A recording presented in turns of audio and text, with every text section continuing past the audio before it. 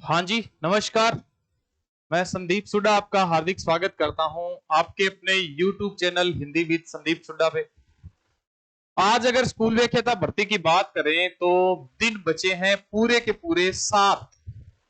अंतिम 7 दिन बचे हैं और इस 7 दिनों में आप क्या मैनेज करें अपनी पढ़ाई के बारे में, क्या कुछ ऐसी व्यवस्था करें, क्या कुछ ऐसे तैयारी करें, क्या कुछ ऐसा पढ़ें, कितना पढ़ें, कितना छोड़ें, कैसे पढ़ें, कितनी तैयारी करनी है, उससे संबंधित अब जो आपकी स्ट्रेटेजी क्या होगी, आपका जो प्लान क्या होगा, ये एक प्रकार का मैनेजमेंट प्रबंधन कैसा हुआ आपकी तैयारी का। ठीक है, वो प्रभावी प्रबंधन के लिए आपके समय पर बात करते हैं अपने, कि आपका जो समय है वो बहुत कीमती है भाई। अभी अभी जो आपका समय चल रहा है वो बहुत कीमती समय चल रहा है। ये जो 7 दिन है ये आपके लिए बहुत ही महत्वपूर्ण है।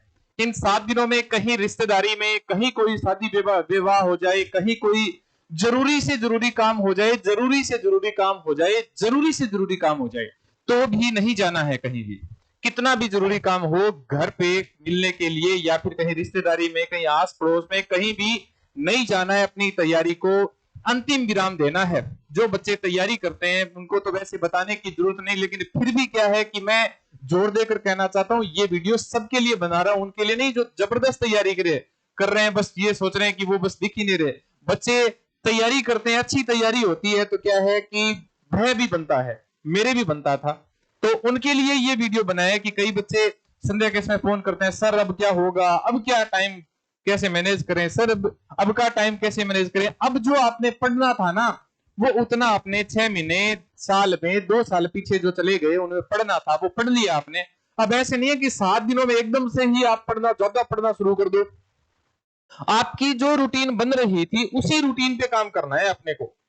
जो आपकी रूटीन बन रही थी ना, जो आप नियमित पढ़ाई कर रहे हो, वो नियमित पढ़ाई अब जारी रखनी है। ऐसे नहीं है कि अब ज्यादा टाइम बढ़ा दो, नियमित पढ़ाई रख लो बस। ऐसे नहीं है कि अब ज्यादा टाइम बढ़ा दो, क्योंकि अगर ज्यादा टाइम बढ़ा दोगे, ज्यादा टाइम बढ़ा दिया ना, तो फिर नींद कम आएगी, फिर नींद कम आएगी तो फिर समस्या होगी भाई।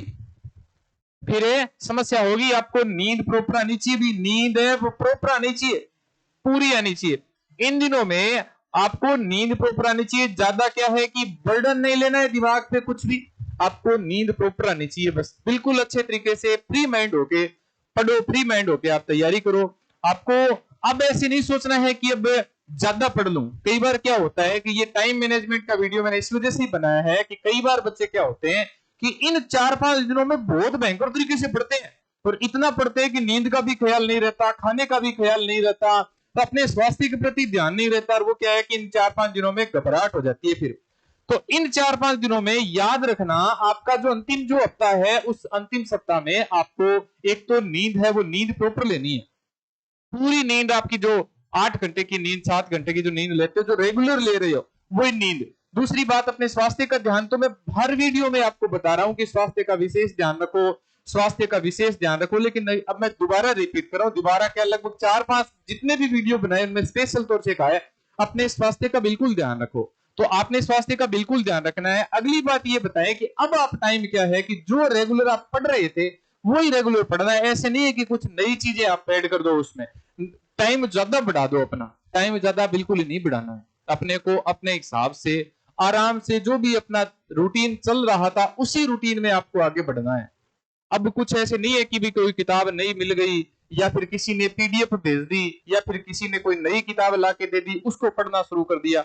अब अपना जो सिलेबस है उस सिलेबस को, इतने दिन तो मैंने बताया था कि जो सिलेबस था उस सिलेबस के को 2 भागों में बांटना है।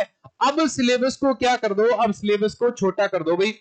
अब आप कैसे कहोगे कि सर ऐसे कैसे कर दें, छोटा कैसे कर दें सिलेबस को, हमारे हाथ में तो नहीं है छोटा करने का।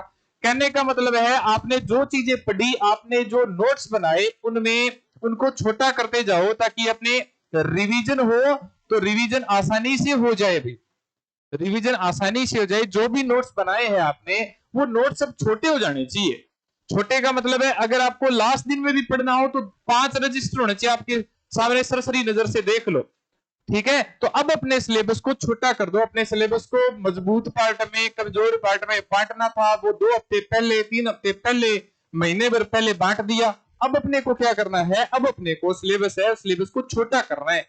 छोटे करने का मतलब है अब चीजों को संक्षिप्त कर दो कि हमें इतना ही रिवीजन करना है। अगर क्योंकि अब आपको जो याद रहना था वो याद रह गया। सारी चीजें ऐसे नहीं कि सारे रजिस्टर सारी किताबें हैं वो सारी किताबों को आप रिवीजन कर सकते हो, ऐसे नहीं हो सकता। तो अपने सिलेबस को छोटा कर दो। छोटा सिलेबस मतलब जो आपके लिए महत्वपूर्ण चीजें थी उनको इकट्ठा करो, उनका रिवीजन करना है तो आसान से हो जाता है, आसानी से। अब रट्टाफिकेशन नहीं करना है बिल्कुल भी।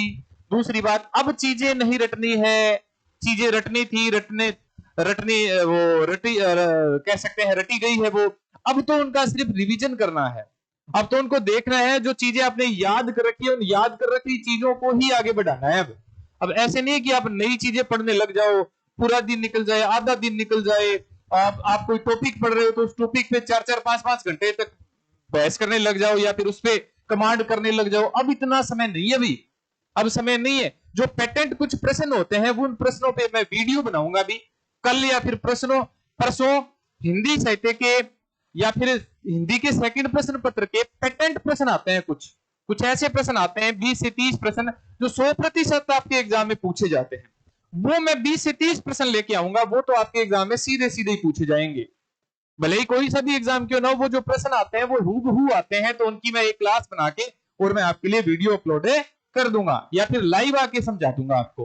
तो आप अपनी तैयारी को बिल्कुल संक्षिप्त कर देंगे। संक्षिप्त का मतलब है अब ऐसे नहीं है कि कम पढ़ने लग जाओ, जो पढ़ा है उसको छोटा करो। अब तो इस सिलेबस को छोटा कर दो बस। टाइम मैनेजमेंट, जो भी आपका टाइम मैनेजमेंट चल रहा है उसमें जो टाइम मैनेजमेंट है उस टाइम मैनेजमेंट में आप बिल्कुल भी बदलाव नहीं करना है।